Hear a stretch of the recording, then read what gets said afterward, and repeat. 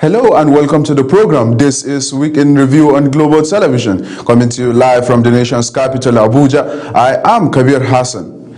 It's been a politically eventful week from home and abroad, from Ganduje endorsement of President Bola Tinubu ahead of 2027 to debate over electronic transmission of results and INEC push for electoral reforms. The political landscape continued to take shape as the PDP crisis deepened, as the pro-Wike faction plans national convention. Also, Nigeria threatening ties with Hajj and Saudi Arabia at the global stage. Let's take a look at the stories. The immediate past national chairman of the All Progressive Congress, APC, Dr. Abdullahi Umar Ganduje, has dismissed claims that northern Nigeria will not support President Bola Tinubu ahead of the election bid in 2027.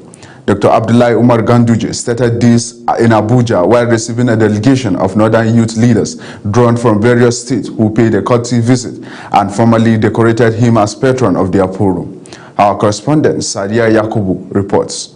The immediate past national chairman of the All Progressives Congress, APC, Dr. Abdullahi Umar Ganduje, says Nigerian is fortunate to be led by a president he described as a seasoned and pragmatic politician capable of taking tough but necessary decisions in the national interest. Ganduje insists there is no better candidate for southern Nigerian to lead the country beyond 2027 than President Bola Tinubu. And from the southern part of Nigeria, there was no better person than Asuwaju Bola Ahmed Tinubu. We made our prediction, we made our confession, we made our commitment, and finally it became true. So Asuwaju has spent for only less than 4 years now. And we have seen the measures, the reforms that he undertook, the reforms that he introduced in order to improve the socio-economic development of this country. Earlier, national leader of the movement, Murtala Muhammad Gamji, described Dr. Ganduje as a role model, crediting him for empowering young leaders during his tenure as governor of Kano State. Gamji said the forum has resolved to fully support President Bola Ahmed Tinubu's re-election, pledging to mobilize youth across the 19 northern states and raise funds towards the president's nomination ahead of 2027 elections. So we are here to tell you our aim and objective. As our father, whatever you focus, that is where we follow. With unanimous resolution, we have all agreed that this time around, inshallah, we are going to purchase form to Mr. President. We, the northern youth, there are nobody is better or is more powerful in this administration. Nobody have given support before even the campaign till death like you, our father. The visit climaxed with the formal decoration of Dr. Abdullahi Umar Ganduje as Grand Patron of the Northern Nigerian Youth Leaders Forum. Sadia Yakubu, reporting for Global Television News. The Senate Minority Caucus has dismissed reports that the National Assembly has scrapped electoral transmission of results from the ongoing Electoral Act amendment process. The caucus says the provision was not only retained but clarified to remove ambiguities in the existing law. National Assembly correspondent Anita Patrick has more. The Minority Caucus of the Senate has insisted that electronic transmission of election results remains firmly part of the Electoral Amendments Bill currently before the National Assembly. Addressing journalists at the National Assembly, Senate Minority Leader Senator Eyinaya Abaribe dismissed claims suggesting that lawmakers voted against electronic transmission of results. He explained that the Senate merely refined the language of the provision, replacing what he described as the vague term transfer used in the 2022 Electoral Act with a clearer and more explicit reference to electronic transmission. Today, the Senate did not, I repeat, did not pass transfer of results, which was in the 2022 Act, is transmission of results, is transmission of results. Senator Abaribe further disclosed that an ad hoc committee was constituted to review the electoral reform report before lawmakers resolved contentious issues during a closed executive session. He also clarified that the harmonization between the Senate and the House of Representatives versions of the bill is yet to be completed, noting that the Senate must first formally adopt its votes and proceedings before the conference committee can fully commence work. Our session, plenary session yesterday, we adjourned, but did not come back to pass the votes and proceedings. And that is our rule, and you all who are here, you know it. The Harmonization Committee cannot meet because the document that we use to go to the harmonization is the document passed by us and ratified by the votes and proceedings. So there's still one more step left by the Senate to take. The Senate had earlier set up a conference committee to reconcile differences between its version of the Electoral Amendments Bill and that passed by the House of Representatives. From the National Assembly, Aniete Patrick, reporting for Global TV News. And now moving on to the Green Chambers, the Speaker, Tajuddin Abbas, says the federal government decision to concession critical national assets in the transport and maritime sector was driven by the need to improve efficiency, attract private investment, modernize infrastructure, enhance service delivery, and boost government revenue. Abbas made this known while inaugurating an ad hoc committee to investigate and appraise the performance of concessionaires operating federal airport and seaport terminals, as well as related shipping activities from 2006 to 2025. National Assembly correspondent Anita Patrick reports. The Speaker, represented by a member of the House, Lori Kwamuti, said the review has become necessary nearly 2 decades after the commencement of the concession agreement. Kwamuti stressed that the exercise is aimed at ensuring accountability, transparency, and the protection of national interests, and not to undermine private sector participation. He tasked the committee with examining concession agreements, assessing revenue remittances and other benefits to the federal government, and reviewing compliance with contractual, regulatory, and safety obligations. The scope of this committee's assignment is broad and critical. It includes, but is not limited to, 1. An examination of the terms and conditions of concession agreements entered into from 2006 to 2025. An assessment of revenue flows, remittances, and other beneficial benefits accruing to the federal government and its agencies. Chairman of the committee, Akintayo Kolawole, assured that the panel would strengthen governance, promote accountability, and improve service delivery in the maritime sector, adding that relevant stakeholders in both the public and private sectors would be engaged. The chairman of the Revenue, Mobilization, Allocation, and Fiscal Commission, Dr. Mohammed Shehu, described the assignments as timely and pledged the Commission's full support to ensure improved revenue accruals to the federal government and the Federation account. I call on all members of the committee and all stakeholders we shall engage to approach this mandate with the highest sense of duty, professionalism, and commitment to national interest.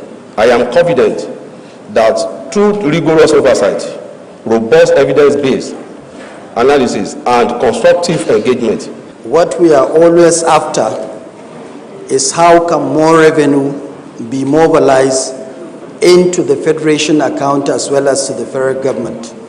And I think this subcommittee and its assignment is timely, is apt, and I believe that the Commission will give its 110% support. The House of Representatives says the findings of the committee will help determine whether existing concession agreements have delivered value for money and protected Nigeria's economic interests. From the National Assembly, Aniete Patrick, reporting for Global TV News. Nigeria and the Kingdom of Saudi Arabia has moved to deepen their diplomatic ties and overhaul pilgrimage administration following a high-level meeting between Nigerian Foreign Minister Yusuf Tuga and the Saudi Minister of Hajj and Umrah. Ramsey Eno reports. During the engagement in Abuja, Nigeria's Foreign Affairs Minister emphasized the visit reflects the enduring bonds of friendship and brotherhood between the two nations, rooted in shared faith and mutual respect, while conveying President Bola Tinubu's message to King Salman bin Abdulaziz Al Saud and Crown Prince Mohammed bin Salman. The minister reaffirms Nigeria's intention to strengthen bilateral cooperation with the Kingdom of Saudi Arabia. He also appreciated the Saudi government for its recent infrastructure investment and visionary reforms designed to enhance the safety and experience of global pilgrims.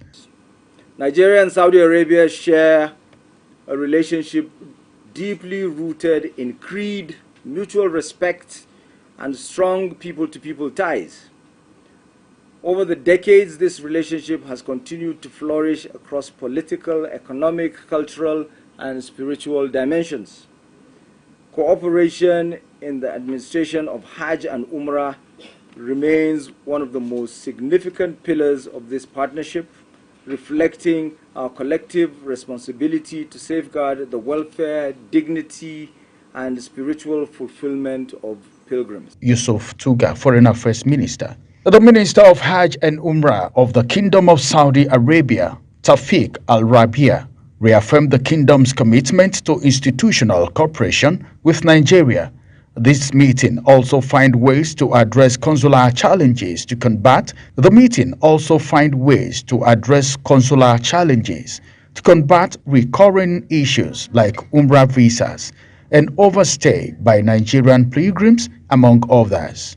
We also look forward to the continued joint coordination in preparation for the Hajj season of 1447 Hijri, in a manner that enhances operational readiness, contributes to the smooth flow of procedures, and ensures the safety of pilgrims and the quality of services provided to them. Minister of Hajj. Both parties conveyed strong optimism that the discussion would lead to tangible results and further strengthen the already strong ties between Nigeria and the Kingdom of Saudi Arabia.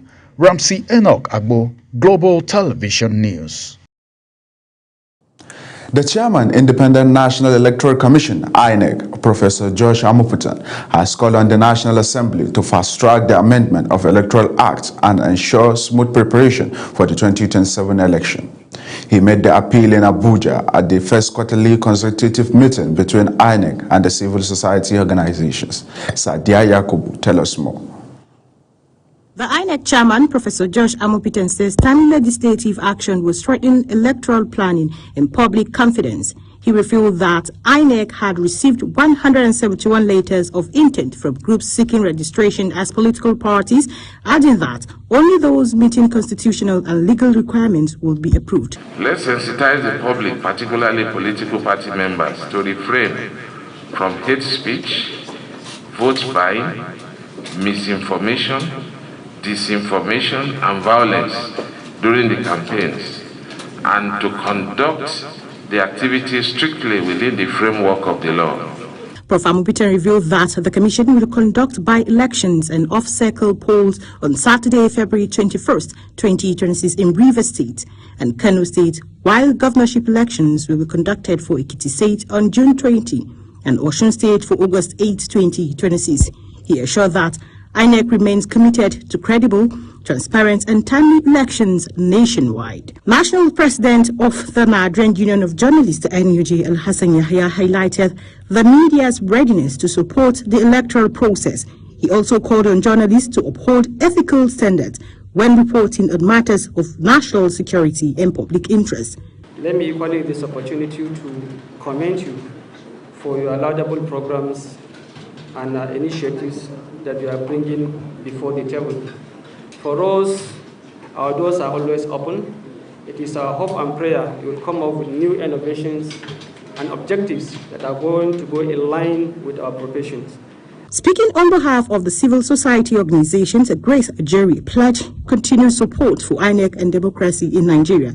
She urged the Commission to take all necessary steps to protect citizens' rights and ensure their vote counts. In the lead-up to the FCT election, as usual, organizations who are going to be observing, organizations who are already making effort to sensitize the community, are also pledging their support to the Commission to ensure that the FCT area council election goes seamlessly, and to also call for INEC to do what is necessary, what is important to be done. As preparations for a busy electoral calendar gather momentum, INEC insists that early legislative action, responsible media engagement, and sustained civil society partnership are critical to safeguarding Nigerians' democracy. Sadia Yakubu, reporting for Global Television News. On electoral matters, as preparations gather momentum for the 2027 election, the Independent National Electoral Commission, INEC, has expanded Nigeria's political space with registering of 2 new political parties. But even as it welcomes fresh entrant, the electoral empire is raising the alarm over deepening leadership crisis within the several existing parties. Our correspondent Samuel Odi reports. The Independent National Electoral Commission, INEC, has approved the registration of 2 new political parties, the Democratic Leadership Alliance and Nigerian Democratic Congress, ahead of the 2027 general election. The announcement was made in Abuja during INEC's first consultative meeting with political parties for the year, increasing the number of registered political parties in Nigeria to 21. INEC Chairman Professor Amopitan San explained that while the DLA met all constitutional and regulatory requirements, the NDC was registered in compliance with a ruling of the Federal High Court. After due consideration, only the Democratic Leadership Alliance was found to have complied fully with the requirement of the law. The chairman noted that many of the disputes end up in court, diverting INEC from its core responsibility of voters' education and election management. The INEC chairman also raised concerns over declining voters' turnout, revealing that participation in the presidential elections has dropped sharply over the years from over 53% in 2011 to just 26.7% in 2023 general election. He stressed that technology alone cannot fix voters' empathy, urging political stakeholders to rebuild public trust in democratic process. A credible register of voters remains the bedrock of free, fair, and transparent elections. No electoral process can command public confidence without trust in the integrity of its voters' register. Responding, the national chairman of the Inter-Party Advisory Council, Dr. Yusuf Danlata, urged INEC to remain neutral and renewed calls for wider-ranging electoral reforms. He also advocated mandatory real-time transmission of results and conduct of election on the same day to reduce cost and voters' fatigue. INEC has submitted it for real-time transmission of electoral results.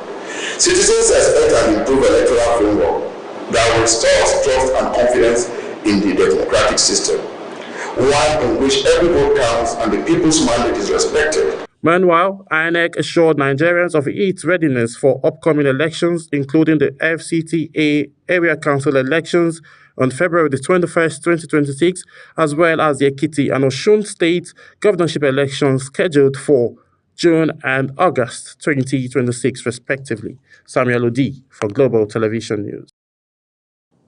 In the meantime, the chairman of the National Electoral Commission, INEC, Professor Josh Amopitan, has urged security agencies to be alert to ballot snatchers, vote buyers, and other electoral law violators ahead of the Federal Capital Territory Area Council election and the forthcoming polls across the country. Amopitan gave the charge in Abuja at the first regular meeting of the Interagency Consultative Committee on Election Security. Sadia Yakubu has more details.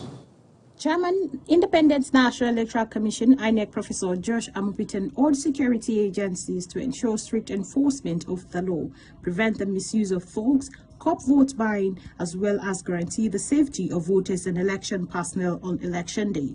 He added that effective enforcement and swift response is critical in safeguarding the electoral process. As campaigns draw to a close on Thursday, 19 February 2026, we look to the security agencies to ensure strict enforcement of the law, prevent misuse of thugs, prevent the use of thugs, curb vote buying, and guarantee the safety of voters.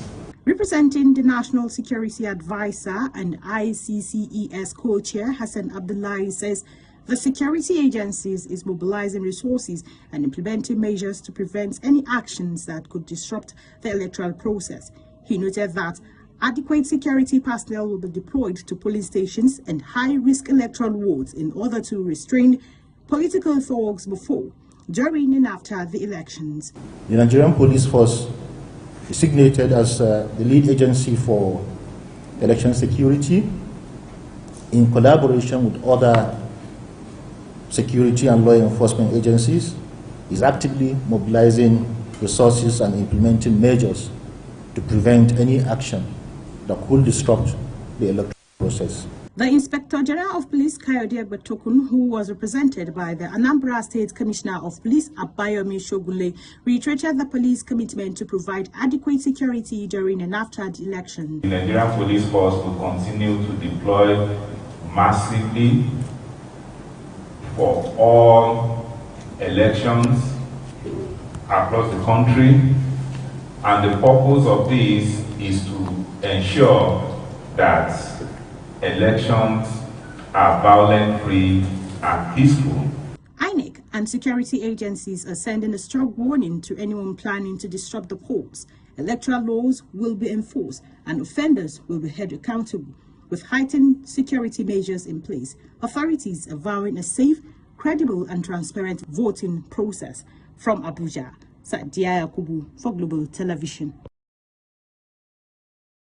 The crisis rocking the People's Democratic Party, PDP, has taken a fresh turn as the faction aligned with the FCT minister, Nyesom Wike, announces plan to conduct state congress and a national convention to elect new officials. Kabir Hassan reports. Leaders of the factional board of trustees of the People's Democratic Party converge at the Lifecam residence of the FCT minister, Nyesom Wike, where they outline a roadmap to reorganize the party from grassroots to the national level. Speaking at the meeting, chairman of the factional board of trustees, Mao Ahabunwa, said the party was intensifying efforts to restore internal stability by constituting caretaker committee in states affected by dispute. Ahabunwa explained that the caretaker arrangement will pave the way for fresh state congress and untimely a national convention to elect new officials. According to him, the initiative is aimed at rebuilding confidence in the PDP's democratic structure, strengthening internal cohesion and ensuring fairness in the party affairs. The PDP has passed through turbulent waters in recent months, internal disagreements, leadership disputes, and legal contests that have tested our cohesion. Yet, the party has endured, not because of personalities, but because of institutions, not because of noise, but because of restraint, not because of force, but because of fidelity to constitutional order. The Board of Trustees also pledges full support for the Abdurrahman Mohammed-led National Caretaker Committee, insisting that the party activities must strictly comply with the PDP constitution and established guidelines. Ahabunwa noted that the board has a moral responsibility to stabilize the party, urging members to place a collective interest above personal ambition as reforms deepen across the states. The decisions taken at various levels of the party, particularly the cautious approach to the conduct of congresses, must be properly situated within this framework. The delay in congresses was not an abdication of responsibility. It was a deliberate act of institutional caution, born out of respect for our rules, for pending judicial processes, and the supremacy of the rule of law. The crisis within the PDP escalated following a parallel national convention organized by a rival faction aligned with Oyo State Governor Sheyi Makinde in Ibadan, which produced a separate national leadership. The Wiki-led faction is currently in court challenging the legality of that convention and seeking for its nullification. With both blocs preparing for a separate Congress and convention, the struggle of control of Africa's largest opposition party appears far from over, further deepening divisions within the People's Democratic Party as it continues to grapple with prolonged leadership tussles and legal battles. Kabir Hassan, reporting for Global TV News. And now, away from Nigeria, the United States has stepped up pressure on Iran, with President Donald Trump confirming the deployment of a major U.S. naval forces to the Middle East, even though Tehran is seeking a deal to avert military confrontation. Speaking at the White House, President Trump warned that diplomacy remains an option, but only under clear conditions. Mukhtar Qasim reports. Trump says Iran is eager to negotiate with Washington, but insists the United States will not hesitate to apply maximum pressure to protect its interests. The deployment, which Trump described as a massive naval presence, comes amid heightened concerns over Iran's nuclear program, ballistic missile development, and internal unrest. The U.S. president says the show of force is meant to reinforce America's position, stressing that dialogue will only proceed from a position of strength. We have a large armada, flotilla, you can call it whatever you want, heading toward Iran right now, even larger than what we had in Venezuela. It's still in front of Venezuela. We're now sending actually a larger number of ships to Iran, and hopefully we'll make a deal. If we do make a deal, that's good. If we don't make a deal, we'll see what happens.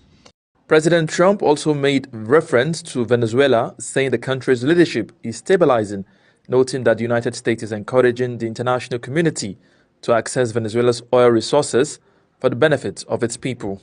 The Venezuelan situation, the leadership is doing a very good job. We're very happy, and we're getting along very, very well.